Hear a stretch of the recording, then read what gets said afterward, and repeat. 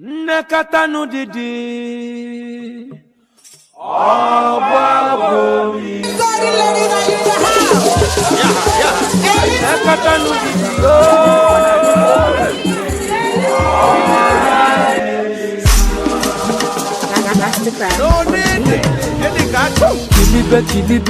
Kilibe nu baby yo. Kilibe nu baby yo. Baby the sharp from head to toe. You're still in charge of the universe you Crystal baby yo. and therefore I buy it. Today na your day. Kwado Bengali yo. Mwa fichaba no baby yo. Kai Nakata no didi yo. Baby mo in the hot. So different yo. Baby mo in puliche. Anya mututu. Machuku kelo mbosi uka. Confidence. Okay, you can have a person. I'm not alone. What I'm going to do is what I'm going to do. Okay, Melio. I'll go to the Mamuto. I'm going to go. Okay, I'm going to go. Ibu. Open the corner. If I come in, you look at us.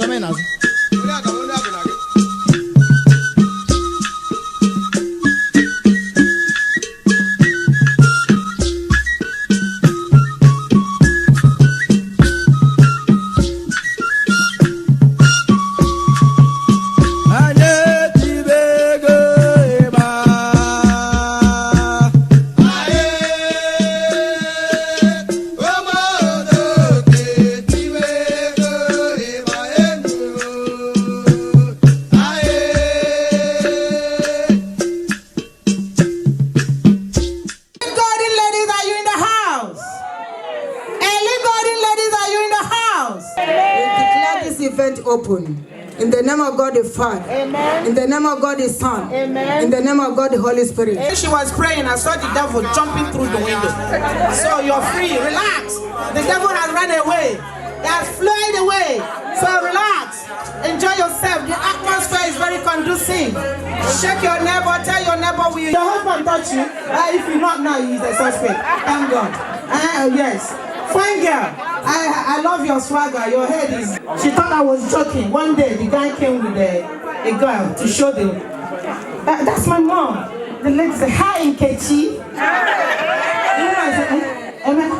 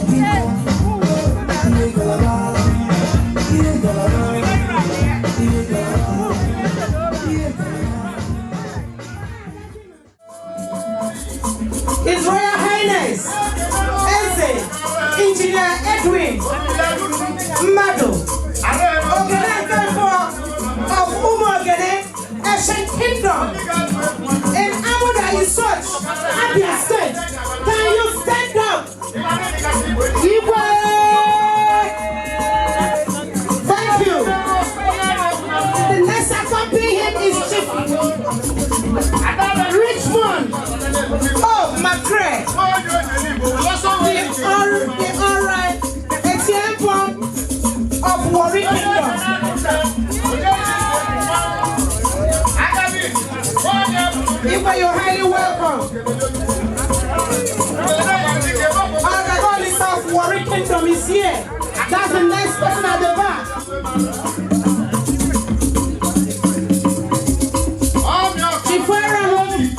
Mora, Ezukowa of Umoji is also the entourage.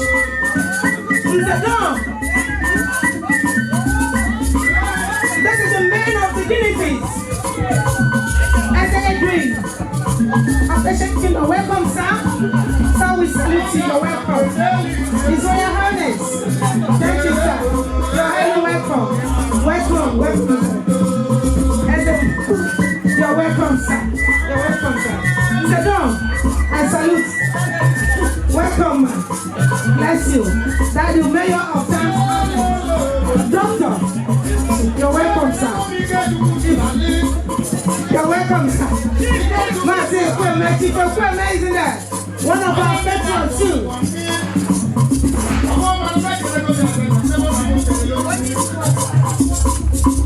Our veteran is online. Chief Mrs. Victoria Everendo. What did I say? I want to say founder and the president, Chief Lolo. Also, dear man, because for one, thank you. As he says, there's a word I can make. Thank you for bringing them in. Thank you so much.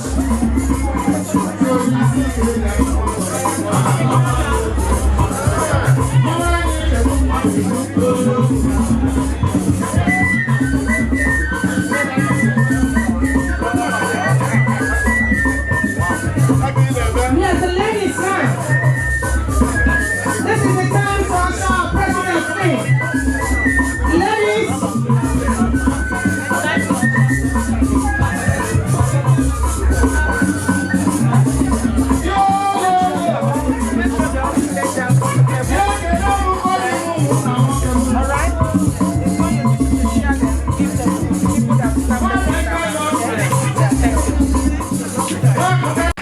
Full of respect.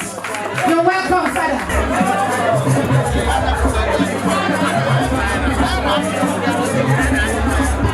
Hey, you woman. The time has come. That's the founder. Ladies, please give my chance to come.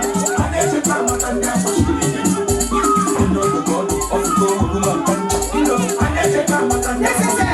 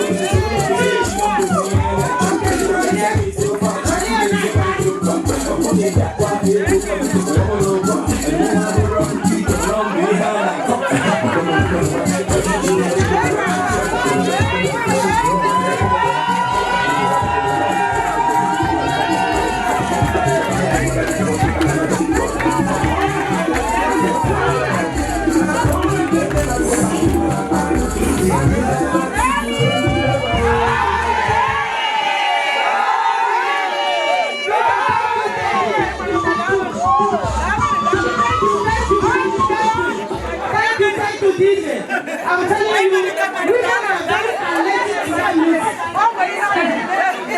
Ladies, thank you. The way you pull up your audience, in fact, you will jump on top of our head today. I'll be greeting the Spanish people in Spanish language. Buenas tardes.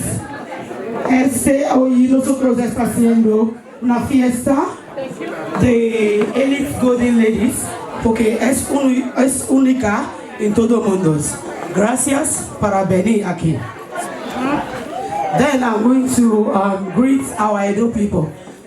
Walabo, Walaloke, Wabohia,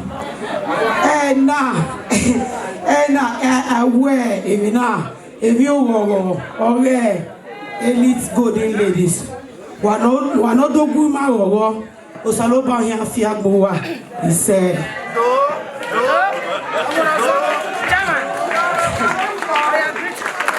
The school fees is going to go here. It's not easy for different languages. This lady is dangerous. I'm telling you, if she's sitting beside you, be careful. Yes, the next thing now is presentation of color.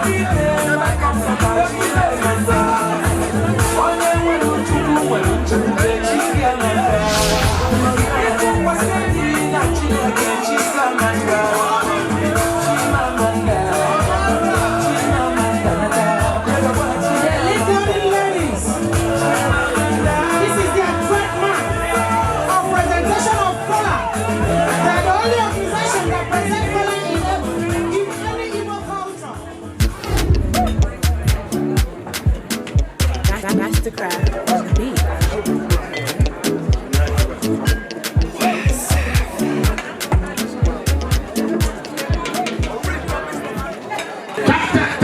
You want when? Where's one? You go out any golden ladies. I can run come. I saw Jala and English. I don't know it. So I will roll it here. You go here, never. He like golden ladies. He like golden ladies. I hope people are here. Wine doma. That is I know the beauty. I have a color because I'm my young. Koyo kotuku mena mepe. People are going to really God.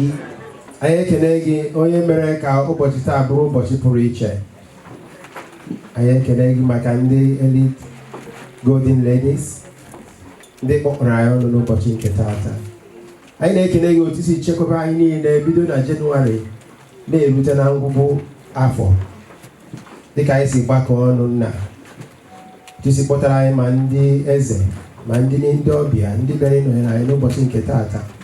Anyị na-asị gị mmemme anyị ga-eme taata anyị bụrụ ha tinye n'aka gị ka ị gọzie ihe niile anyị ga-eme taa ka ị gọzie ọjị nke e wetara anyị na nri ndị anyị ga-eri n'ụbọchị nke taata dịka anyị na-ata ọjị ndị a na-eri nri niile e wetara anyị ka anyị weta agamnihu ezigbo ndụ ka anyị weta udo na ịfụnanya ka anyị weta ahụ isi ike ka anyị weta agamnihu n'ihe niile anyị na-eme udo na ezinụlọ anyị udo n'etiti ndị elite golden ladies ka atụmatụ niile ndị anyị na-atụ bụrụ nke ga na-agazi nke ọma gọzie ihe niile anyị ga-eme na mgbede nke taata ka ọ ga-abụ anyị mechaa ya ka otito mbuli elu na adịmasọ bụrụ nke ga-adịrị aha gị ebebe. The golden ladies, Ila golden ladies, UK and Ireland. Ọjọ́ wetara anyị biko ndị isi oche Chipezugo ọjị nọ na tebụl ụmụnna anyị ọjị na ya ebe ọlụ na ahụgo ka esi wee gbagha egwu ebute ọjị a n'obi ọma anyị nwa nabatara ya n'obi ọma ọ ga-adịrị anyị na mma ọ ga-aga n'iru ọjị mmadụ niile na-ata ọjị ma ọtụtụ n'ime anyị mara ihe wa ọjị ijụọ ahịa wa ọjị ahịa ma weta ọjị ata ọjị awa ọjị beta o nwere nchọrọ ịkọwatara unu n'ụbọchị taa ka ihe bụ ọjị gịnị bụ ọjị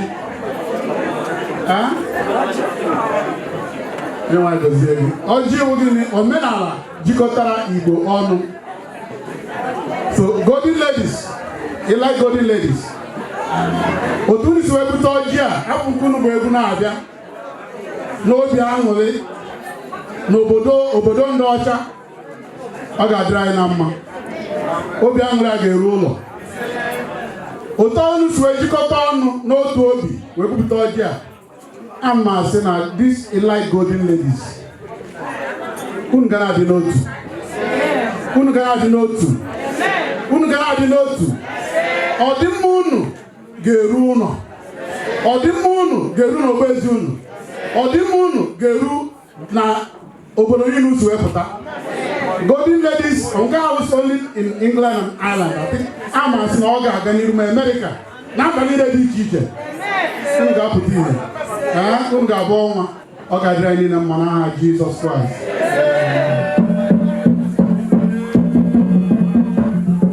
Igbo kwenu. If you are an Igbo person, whether a woman or a man, you need to answer. Tap, tap, tap. Igbo kwenu. Personu. Igwe. We are, in fact, we are running late. There is a lot of things to talk about elite golden ladies. But I will be able to rush through one or two things concerning these beautiful, adorable ladies you witnessed this evening. It is a wonderful thing to have some Igbo women that have come together without gossip.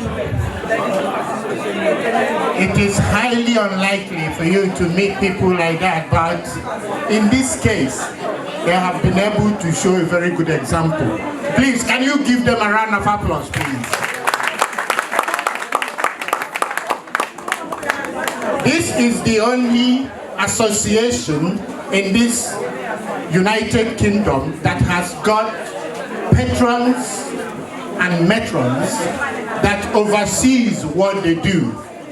As God will have it, there are going to be some patrons, some matrons that will join us in this journey to make sure all the good things they have in heart to help the disabled and people who are not able to help themselves, so that the society could be together. Good evening, ladies and gentlemen. Good evening, everybody that's come here today. Igwe, I'm making it. Chief McGrath, I'm making it. Welcome, sir. My Evo Mayor, welcome. Evo Doc, my patron, sir. Welcome. Ezugo, one of Umoji, welcome, sir. Ishe Vitus, I'm making it, sir. My matron, Excellency, welcome, Chief Equipment, I'm making it, sir. Zedon, oh yes, she was there. I'm making it, sir. Because, oh yes, she has the my lovely moms, aunties, my friends, daddies, welcome.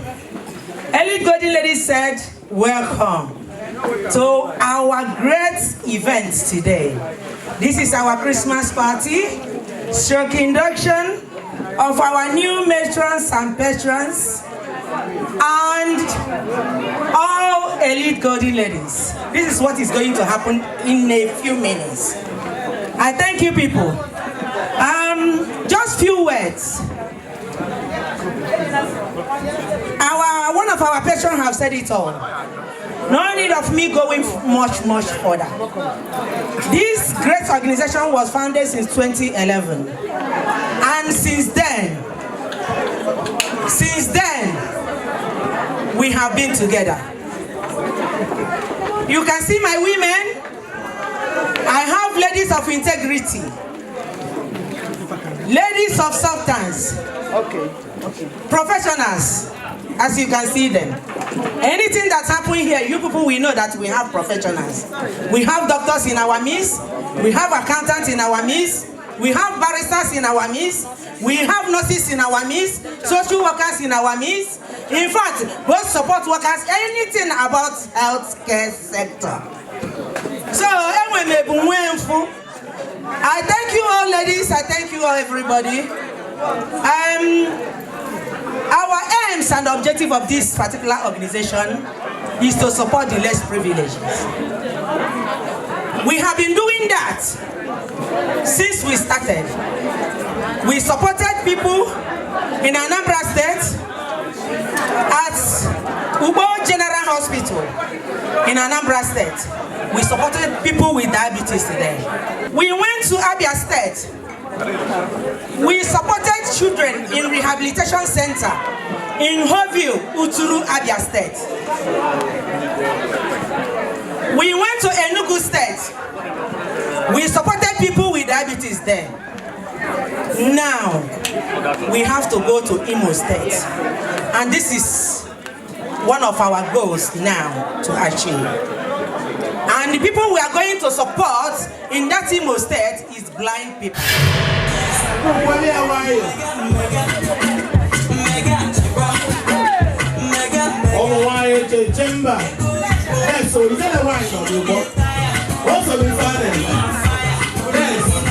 The vice president of the fathers. What do you say,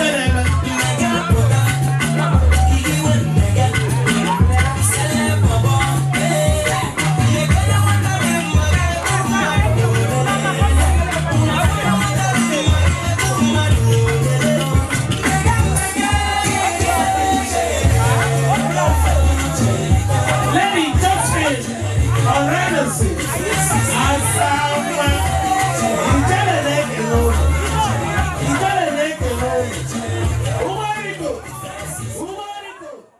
Ladies and gentlemen, electric wire abatago n'ọgbọ. Onye no shike, isi afụrụ gbaba okpu, alụsị na-eje ụka, ojabụ ejabụ. Ọ ga-adịrị gị mma.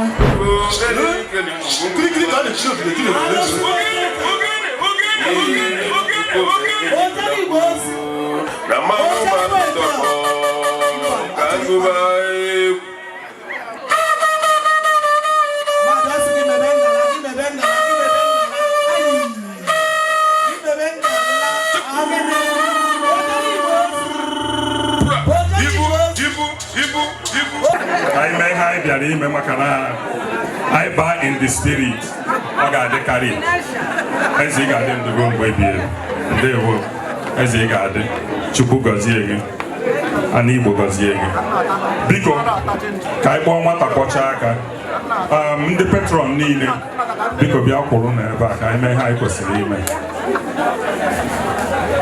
I choro in Nabata. Koworo. Ofu onye n'ime ụmụ nwoke na-adụ ụmụ nwanyị Elite Golden Ladies ọdụ bụ Chibụzọ Okolo nwata kwọchaa aka n'ama ọbịa.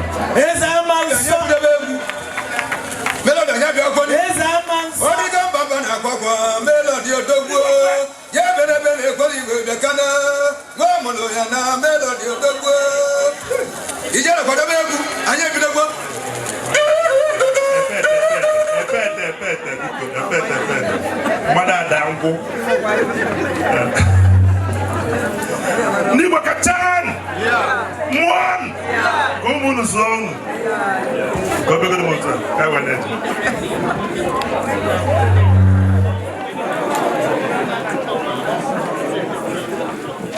Father, Igwe. Onye nzana ebe ahụ nwata kwọcha aka Chibụzọ Okolo. Chibụzọ wee ezigbo mmadụ. Okwu ya na-adị ka ụtụtụ. Ọ sị gị kwụrụ, ọ sị gị jere, ọ na-agba ọgụ nwanne. Chibụzọ bụkwana onye na-ekwu eziokwu aka ya bụ ọgụ. Ndị Elite Golden Ladies wee na-esi anya si n'ụdị onye a ka ha chọrọ ka o soro wee dụọ anyị ọdụ, dụọ ụmụ nwaanyị ọdụ, wee bunitekwa n'ihe na-eme anyị Igbo. Ya mere eji si ka anabata Chibụzọ Okolo as patron Elite Golden Ladies. Chibụzọ, Fada ga-ekpere ga-ekpere ka ọ yọọ Chukwu okike abịama, the supreme God of Igbo land, ka o nye gị amamihe, nye gị udo, nye gị ịfụnanya, ka ị were na-eme ihe ndị Igbo kwesịrị ime. Daalụ. Enyemaka anyị dị n'aha onye nwe anyị, onye mere Chineke pụrụ ime ihe niile, anyị ekene gị. Ọngụ ji aka ga-akpọlite ndị ga-agbara gị odibo. ngwaji aka gị eme eze, ngwaji aka gị ebuli elu. Anyị na-ekele gị onye si n'etiti ụmụnne anyị họpụta nwanne anyị nwoke ka ọ bụrụ onye ga na-eso na-adụ ndị Elite Golden Ladies ọdụ. Ọ bụghị n'ike aka ya nna, ọgụnwa tinyere atụmatụ a n'echiche ụmụ nwanyị ha wee họpụta ya. Anyị na-anyọ gị onye si na ịkpọpụta na ị naghị agbanwe aka ka inye nwanne anyị nwoke a amamihe, obi isi ike, ihe akụ ihe enwe ọ ga-eji arụ ọrụ nke anyị tinyere n'aka, maka a sị na ọkụ agụnyere nwata n'aka anaghị ahụgbu ya.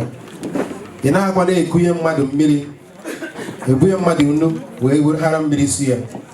A na-asị gị Chineke ka mmụọ ozi gị dakwasị ya, nye ya ike, nye ya amamihe, mee ka o nwee ike ịdụ ụmụ anyị ndị a ọdụ, mekwe ka ezinụlọ nke ya bụrụ nke ga-adị mma, na-aga n'ihu, bụrụ ebe ịhụnanya na atụmatụ nke ndị nsọ ga na-ahazi ihe ndị a ka anyị na-ayọ site n'aha Jizọs Kraịst bụ onye nwe anyị. Eme ka Chineke ji ike niile gọzie gị, Nna na Nwa na Mmụọ Nsọ. Nwanne nwoke, o nwere afa mgbe ị batara, afọ ejiri mara gị kwe Eze Ama Nsọ. Alakịrị m otu the MCs na-egwu ọsọ na onye amarọ na imesịa ịkọwara ya. Onye ụkọchukwu ekwuola na ọkwa agụghị nwata n'aka, ekpere zuru oke kema machikwu maka omenala Igbo na-asị Chineke ga-arụ isi ike o, maka na ịdịgo mbụ na-eme ife akọwara gị ọfụma ka isi eme ọka isi eme na ọka onye si eme ka ekwuzi akpụ ya, ya mere ekwuzi wee kpọpụta gị. Anyị na-ele anya ka Elite ị ga-abụ ngozi dịrị ha ka ibu ka ọrịa mgbe ọ na ha kpọrọ gị, onye nwe gị ga amamihe ihe eji eme gị nye ha ndụmọdụ, tụziere ha aka. Mgbe ọzọ ị ga-akpọkwa anyị oriri, maka ị ga-akpọ anyị oriri n'isi Elite, maka na ịmago na ugwu nke a na-akwara gị ya oche akwụkwọ oche pụrụ iche o. Ị ga-anọ ya nọka ya nke ị na-apụ ndị onwe ndị ga-atụ aka ị ga-asị na ndị ahụ nwere ike iji ụdị ozi a. Elite ga-emere gị otu a, ọ ga-adịrị gị na mma, ọ ga-adịrị ogbe ezi gị na mma.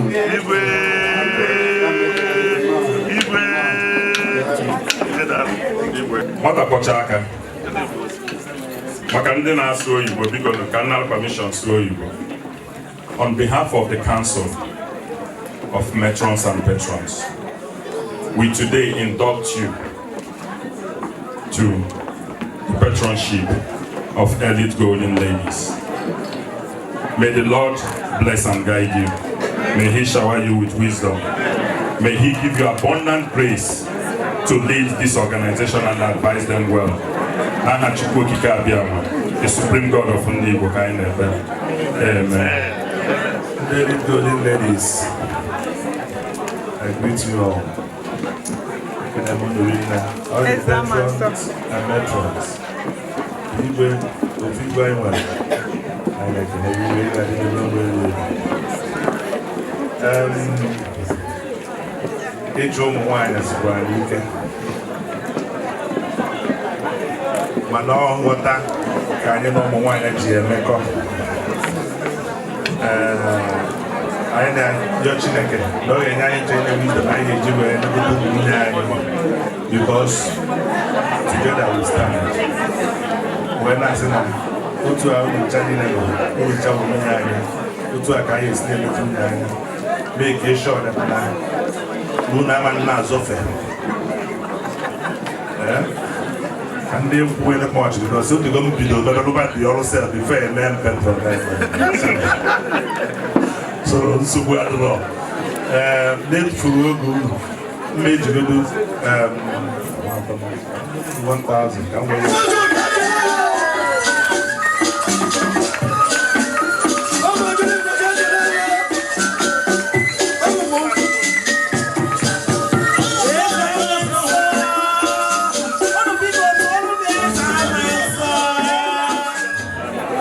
ezigbo enyi m nwoke ka m bịara nga ọ tụrụ m n'anya na ya meghị petron adịghị petron na n'asụsụ Igbo na nwụọ na onye ndụmọdụ okay thank you Jesus imeela asị m ego na ahụ ọ nyụrụ ụlọ m werekwara otu akpa ego tụkwasị ya n'elu iji nyere ya aka ọ dị njọ elite girls elite ladies biko ndị so chief ịma ahaloke wee bịa biko duru ya pụta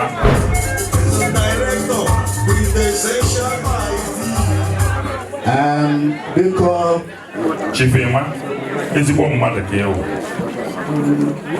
aka mgbe anyị ji mmadụ gị onwebeghị onye anyị ga-anọ na gị na-ese n'okwu ịkwụwara aka gị ọtọ bụrụ ezigbo mmadụ na-etinye uchu n'ihe ọbụla ị na-eme ya mekwanụ Chukwu ji gọzie ego na ihe niile dugopụta ya mere ndị Elite Golden Ladies ji ese ka ha were ego as one of their patrons onye ndụmọdụ fada biko gọziere anyị ka Chineke ji ike niile gọzie gị nna na nwa na mmụọ nsọ Chifima ana ekele ka nna ka gọzọrọ di onye nwanyị echizugo gị echichi mgbe ọbụla nwoke nọ n'obodo otu esi wee kọwaa gị egozigo ife bụ amasị aka ahụ ijide ya Chineke wetago n'etiti ndị patron ime udo inye ha udo ịtụziri ha akara udo ka ime ka Elite wụrụ klọb nke ezigbo aha ga-awụ udo agbaghara asị na ndụ udo so na masị onye nwe agba gị ume enye gị ike Chukwu abịa ma Chukwu nke ndị Igbo ma aha ya ọ ga-edu gị na eke ọ ga-edu gị n'oye ọ ga-edu gị n'afọ ọ ga-edu gị na nkwọ ihe eje ya nwe ozi ka ị na-achịkọta ụmụ nwaanyị a ka ị ga-achịkọta ọgwụ ezi gị ka ị ga-achịkọta obodo isi wee bịa ị ga-awụ ihe wee dịrị ebe isi wee bịa ya dị otu a n'aha Chukwu abịa ma ekere ndị Igbo. You see, my brother, I've got one very, very important advice for you before the prayer. It is said that a man is not known, it's not recognized, it's not accorded any respect by his people or our people until after they are dead. That's why we have eulogy. Even Jesus Christ was not respected, accepted by the generality of the people, and that was why he was killed. In your lifetime, you are accorded this respect. Therefore, you must hold these ladies with both hands and legs if possible. You see, you look at the name, the Elite Golden Ladies, 3 words. It means a lot. Just look at them. Elegant, beautiful, professionals. For them to look around the mass generality of the Igbo nation and pick you, then when you get home, I want you to stand in front of a mirror, look at yourself and say, thank God. This is what everybody prayed for. And to the Elite ladies, Golden Ladies, I must say thank you very much too for finding him so suitable to honor him. You see, I speak in English language. I am an Igbo man, forget about it. You see, when the Igbo pray, they pray with all their hearts. They pour libation on the ground and greet God with what the English would term as tea, but it's kola nut. When you pray on this ground, God answers your prayers, which means the English God knows that the Igbo exists here. So forgive me if I speak in English language, because God, He speaks Igbo too. The English God understands Igbo language. As I said, the greatest honor that can be bestowed on a man is to find him befitting to be honored. The ground you step on, my brother, the ground you step on in the morning, may it be blessed. When you wake up in the morning, you take a bucket of water, pour it out. Anytime you are going out, under your shoe will be wet. So pray for these ladies to be united. Pray for their progress. As you see them so, we all left Nigeria for different reasons. We don't come here because we like the cold. We all come here to better our lives. May their lives be better. Chief, on behalf, by the powers conferred on us by the Council of Elders and Ladies of Elite Golden Wood, we induct you into the patronhood of Elite Golden Ladies. May God bless you. May His countenance shine upon you. May He lift you up and give you wisdom to advance this organization. We pray in Jesus' name. Ladies and gentlemen, His Royal Highness, ladies and gentlemen, my good friends and brothers, Doctor, all of you, I want to thank you once for choosing me, and secondly for accompanying me. I say thank you, and the President for remembering me.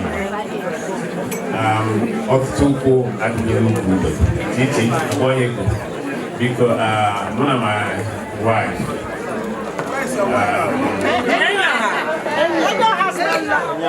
Because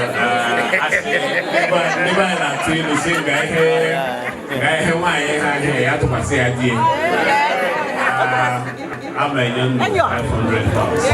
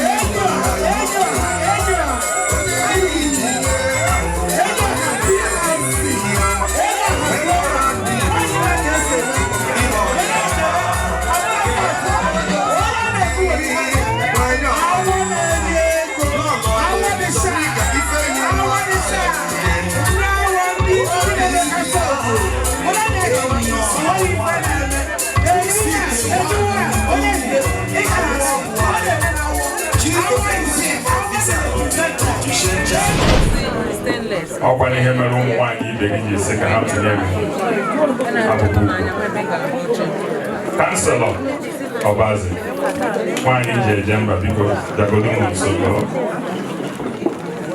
Madam Speaker, ọ ga-adịrị gị mma. Chineke pụrụ ime ihe niile. Na nwanne anyị nwaanyị na nwa gị nwaanyị nke itinye n'echiche ụmụnne nwaanyị ka ha họpụta ya ka ọ bụrụ metron. Onye ga na-adụ ha ndụmọdụ. Ọ site n'ikikere aka nke gị Chineke ka ijiri họpụta ya n'etiti ụmụ nwaanyị ndị ọzọ niile. Nwee ihe ọkwa dị elu nke anyị na-ekele gị nna. Ana m ekele Chukwu for your life. Ana m ekelekwa Chukwu for Elite Golden Ladies.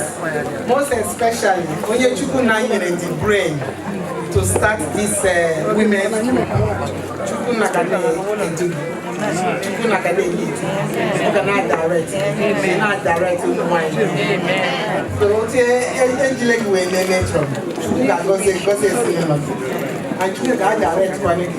Ka ị nwee ike gosikwana ihe Elite Golden Ladies kwuru ebe ị nọ. Ka ọ shine ya. By the powers conferred on us by the Council of Patrons and Elite Golden Ladies, we induct you this evening, and we pray that Almighty God, the Supreme God of Igbo, will bless you and honor you. May his countenance shine upon you. May you always be a leader and a servant of the people. We ask God to bless you in Jesus' name. Obi ahụ led him too much. Amara m ebe m ga-esi bido.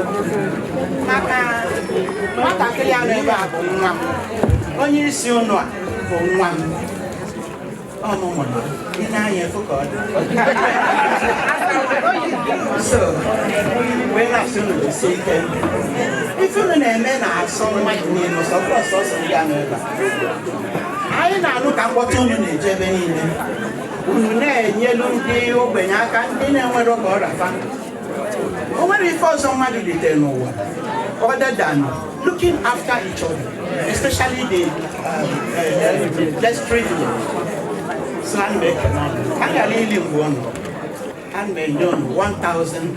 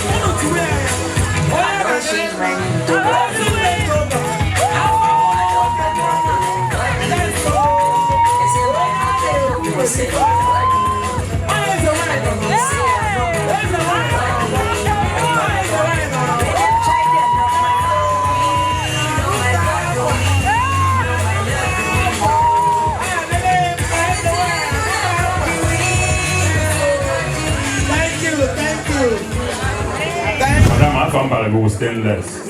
Makani wezi kwa mmadụ. Onwebere onye nnogoro gasị na onwe gị female ya, ma ọ na onwe n'ife ọjọọ, ma onye iri na-egi ya, ịkwụbara aka ya ọtọ. Chukwu okike abịa ma wee gọzie gị. Na-ekele gị maka nwa gị nwanyị Grace na ezinụlọ ya. Anyị ekele gị maka ihe niile ijiri chọọ ya mma, ngozi niile nke itinyere n'isi ya. Na anyị na-asị gị nara ekele n'aha Jizọs Kraịst bụ onye nwe anyị. Tata, the elite golden ladies, and Nessia, Anya say, Nega Buru Hugo, go Characha. Go on Characha, Ega, Chinega go singing. A bola in her Masiaga, Osinaka, Nibia, Feba Tragging. Osinaka, Pepia, Feba Tragging. Bosim Poor, Wagada Potagi Hanaka. The cargo that take in Hanaka, all the editing in Hanaka, are for 4 cafe for the Afukum. In all our 4 for the Natic, oh, you know, by a potato for the forget elite ladies. How are they, ma? Elite ladies, ma. Oh, Moge, I can obey Gadito. I now say, Chineke, Gabia goes in, he let the elite ladies. He let the elite ladies, one of the night at the way. About her say, then, I Chineke goes over. Amen.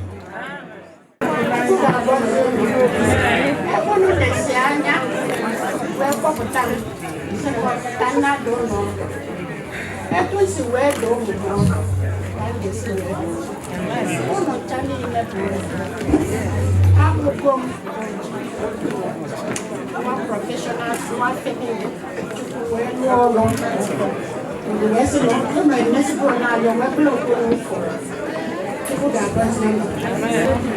Chief Mrs. Sorano, oh well, truck over bata here. Osina, oh when if on a chinya, nyagi make sure those who know no fufu. Onye no obu no zuho, yaga kabaro, ke make uzu. Ono na tole aka.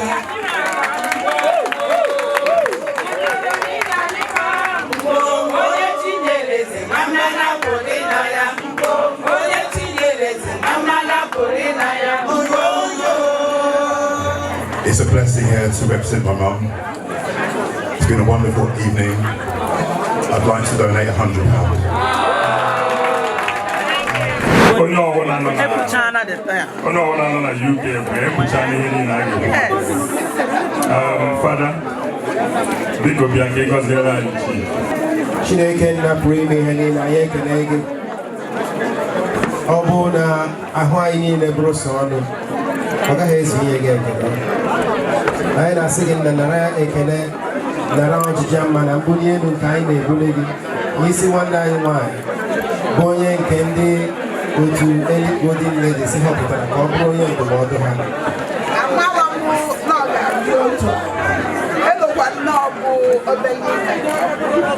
Maka mkpachasị egwu na-atụ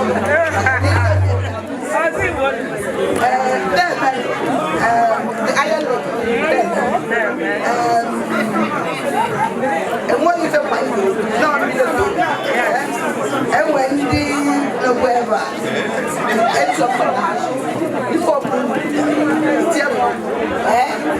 nsogbu adụ anyị ga-eji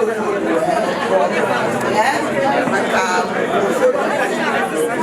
onye mkpe iji ege ga-ede chukwu ya n'elu n'aka anyị ga-eji 500 pounds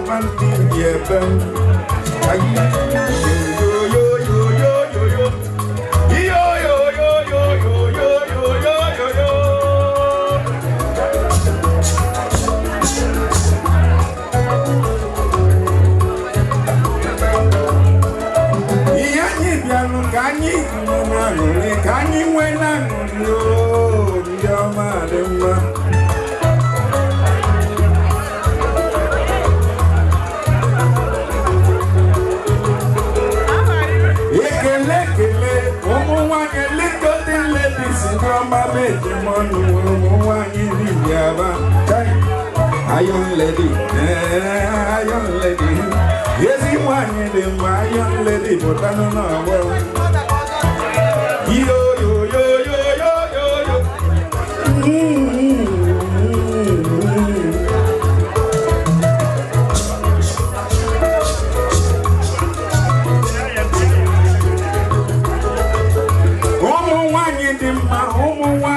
Guamaka, Guamaka, Indiaba.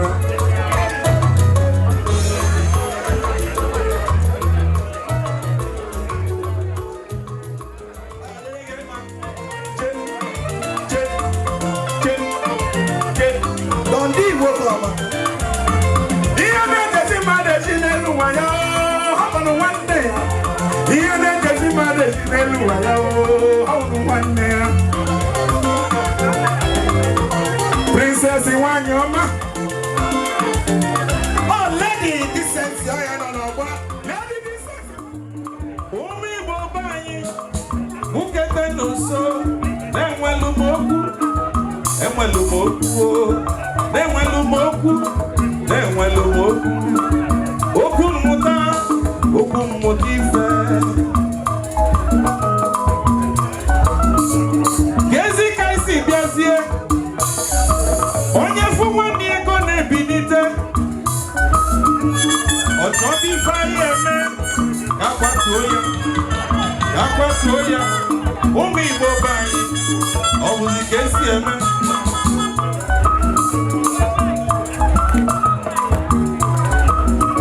ife ji wee malụ ndị Igbo bụ na enweela obi nwanne nkwụta adịrọ mma ụmụ Igbo be anyị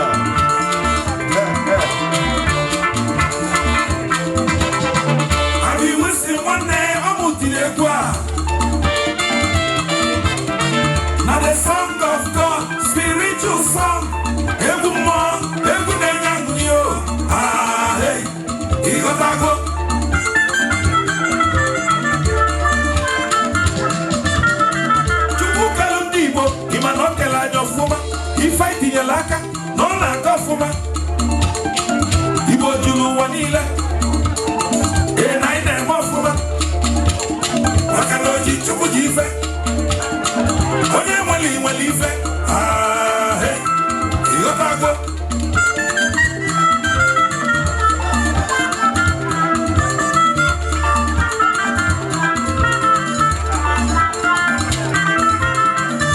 ife chukwu mmemme n'ime ndụ m nwanne n'ojuru m anya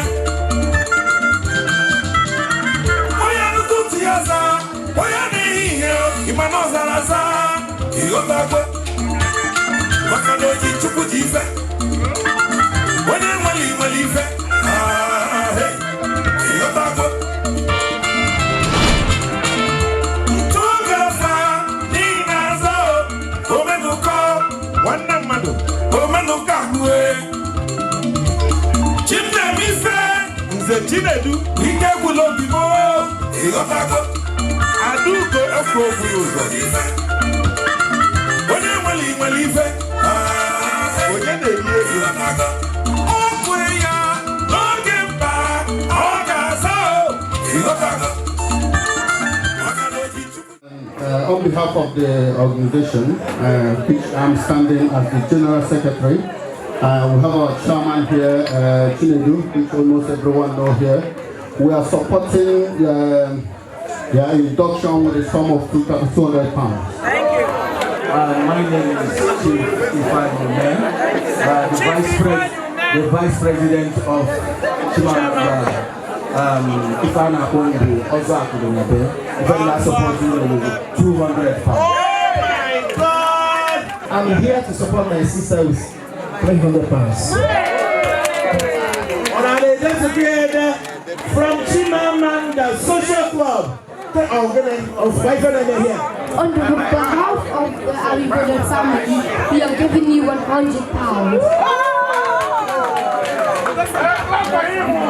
Thank you, my friend. Thank you very much.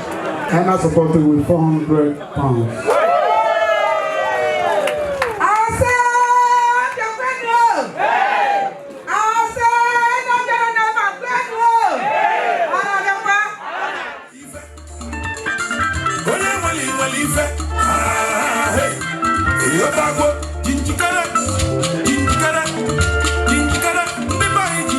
Chelsea, God bless you.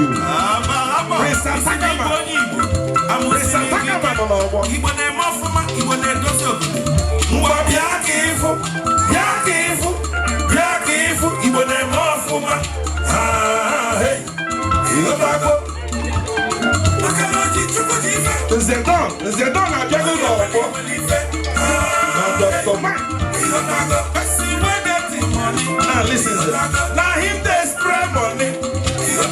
If you not get the money, make you mind yourself. Wait